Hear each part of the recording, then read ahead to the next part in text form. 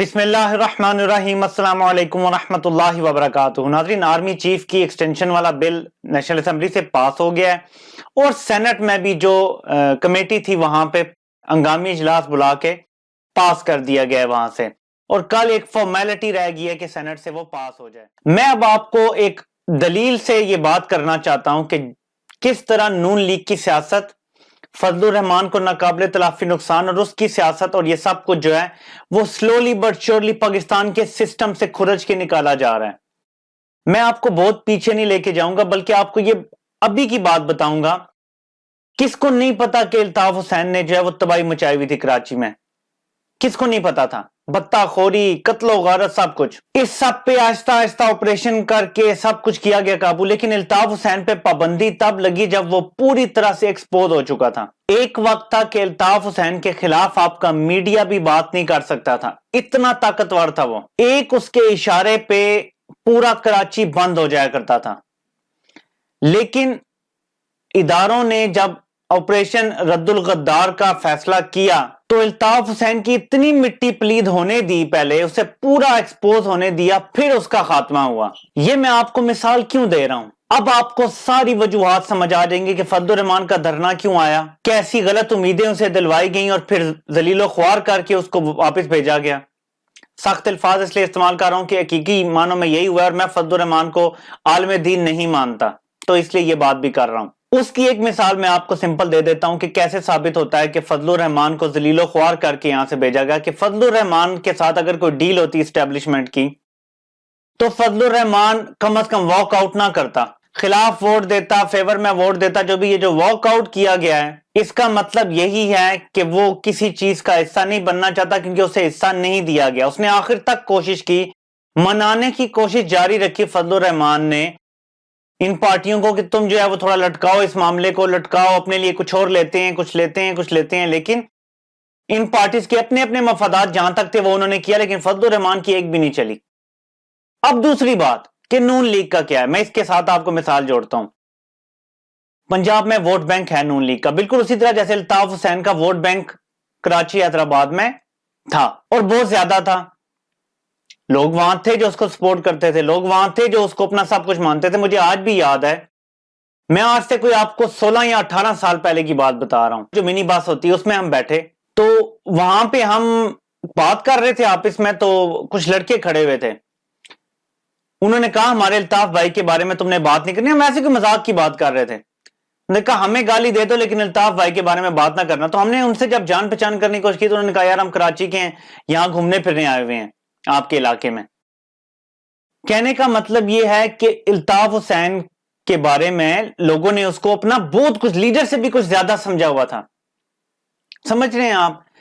تو اس کو ایک دم اگر کھرچ کے نکال دیتے ادارے تو انریسٹ بہت زیادہ ہو جاتا، ٹھیک ہے، کنٹری کے ٹوٹنے کا خطرہ نکل آتا۔ یہ جو عرب ممالک نے نہیں دھیان دیا اور ان کے اندر سے موومنٹس اٹھیں، لوگ اٹھ کے کھڑے ہو گئے اور آج ملکوں کی تباہی نکلی ہوئی ہے۔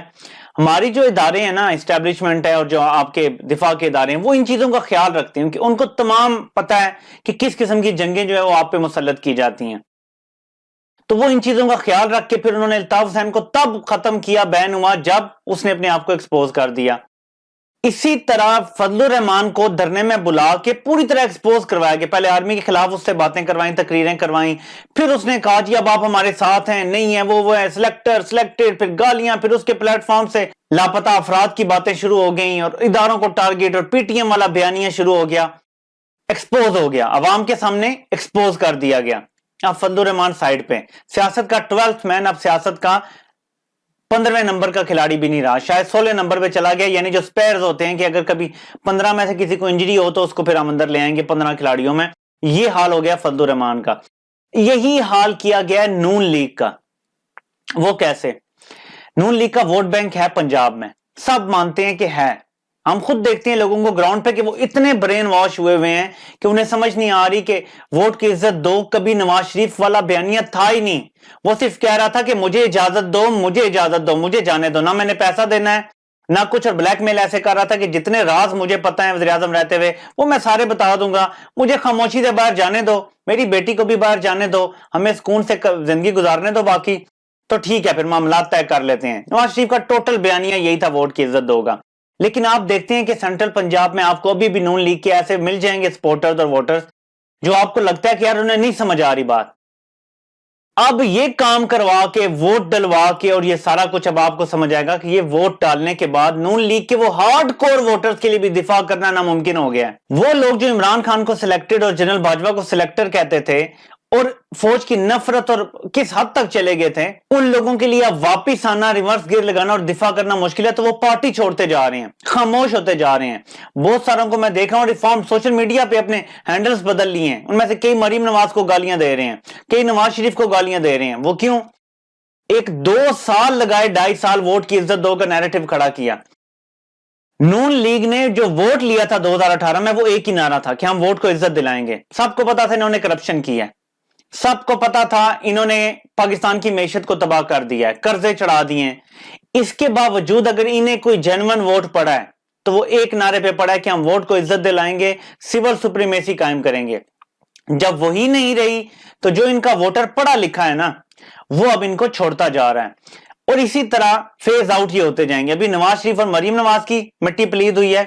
ابھی لوگ کہہ رہے ہیں جی شہباز شریف کا بیانیہ بہت جلد آپ کو نظر آئے گا کہ شہباز شریف کی یہ جو ابھی ایک اور کیس آیا ہے لاہور میں، جو کوئی رنگ روڈ کے کس جگہ کی پتہ نہیں کتنے ارب کی کرپشن، ابھی اور کیسز آئیں گے. ابھی شہباز شریف کو اور طریقے سے بے نقاب کیا جائے گا تاکہ نواز شریف اور مریم تو مائنس، شہباز شریف کو بھی پوری طرح سے ایکسپوز کر کے کہ یہ جو بیانیہ تھا کہ جی شہباز شریف ڈوئر ہے، جی شہباز شریف نے بڑی جی یہ کیا وہ کیا، لاہور کو پیرس بنا دیا، اس بیانیہ کی بھی پوری طرح سے جب موت واقع ہو جائے گی نا شہباز شریف کو بھی آرام سے مائنس کر دیا جائے گا پوری سیاست سے. یہی طریقہ کار ہے. میں یہ بات ساری اس لیے کی ہے کہ آپ کی اسٹیبلشمنٹ کو احساس ہو گیا ہے کہ پہلے غلطیاں ہوئی ہیں.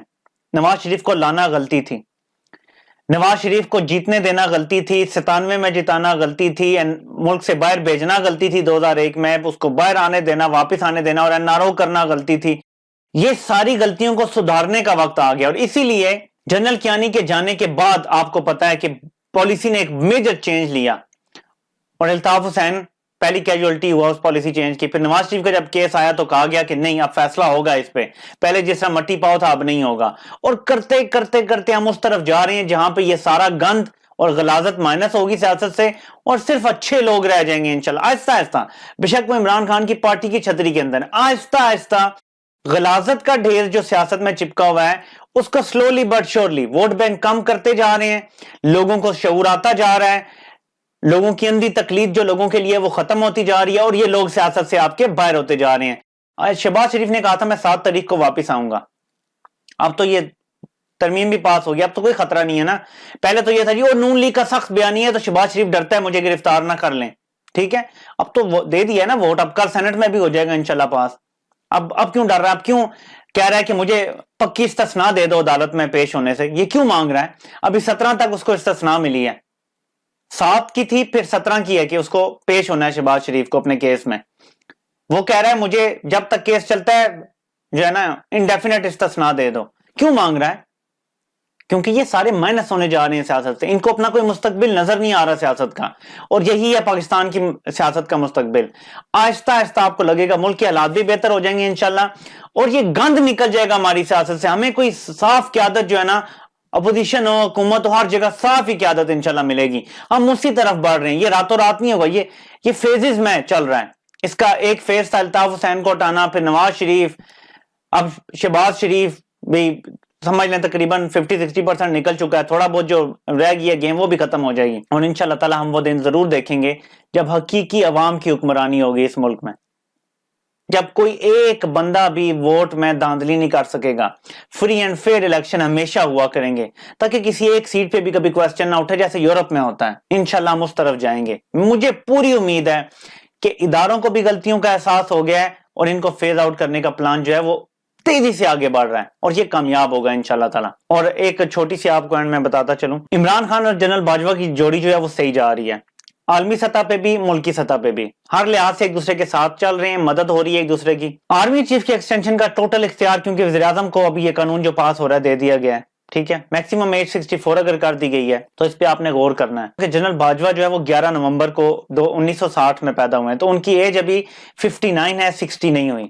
اور ترمیم کے حوالے سے اگر یہ آ گیا ہے کہ نمبر ایک جنرل کی ظاہر کوئی ریٹائرمنٹ کی ایج نہیں اگر وہ آرمی چیف بن جاتے ہیں، اور اگر زیادہ سے زیادہ مدت 64 بھی کر دی جائے کہ 64 تک آپ ایکسٹینشن دے سکتے ہیں میکسیمم، تو ایک ایکسٹینشن ابھی ملی ہے 62 تک چلے گی ہے، اس کے بعد ایک اور ایکسٹینشن مل سکتی ہے. میں ایک ایگزامپل دے رہا ہوں آپ کو، یہ نہیں کہ یہ ہونا چاہیے ضروری، جس کا مطلب ہے کہ اگلے الیکشن بھی ہوں گے تو آرمی چیف جنرل باجوہ ہی ہوں گے، جس کا مطلب ہے کہ ان کا جو داؤ چلتا تھا ہمیشہ سے جرلو مار لینے کا، وہ اگلی دفعہ بھی نہیں چلنا تھا. تو یہ خلاف سیاست کر کے سلیکٹر کہہ کے تو بالکل ہی اپنی سیاست ختم کرا چکے تھے. نون لیگ والوں نے اپنی طرف سے یہ چلاکی کی اور پیپلز پارٹی نے کہ ہم بھی اگلے سیٹ اپ میں اپنا حصہ جو ہے وہ مانگنے کے لیے ایک خاموشی سے جو ہے نا ایک پیغام گڈ ول جیسچر دے دیتے ہیں کہ یار ہم بھی آپ کے تابعدار ہیں تو ہمیں بھی موقع دیں آپ اگلی دفعہ. بس یہ ہے ساری کہانی.